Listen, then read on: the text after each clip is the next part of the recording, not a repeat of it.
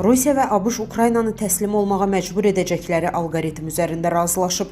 Global Info Telegrafa istinadən xəbər verir ki, bunu Ukraynalı hərbi ekspert Aleksandr Xara deyib. Məqsəd yaxınlaşma, ABŞ və Rusiya arasında münasibətlərin yenidən qurulmasıdır. Amma Amerikalılar boş yerə Rusiyanın Çindən uzaqlaşacağına ümid edirlər deyə ekspert bildirib. Onun sözlərinə görə ABŞ Rusiyaya qarşı sanksiyaları ləğv etmək üçün Ukraynada qısa və ya orta müddətli atəşkəsdən istifadə etmək istəyir.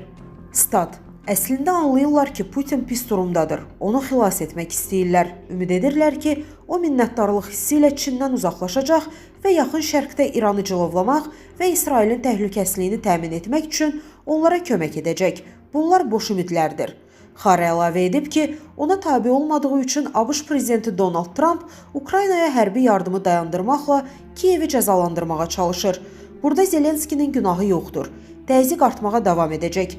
Ona görə də qarşıda bizi çox çətin günlər gözləyir. Statın sonu. Əziz izləyicilər, xəbərlərdən məlumat almaq üçün kanalımıza abunə ola bilərsiniz.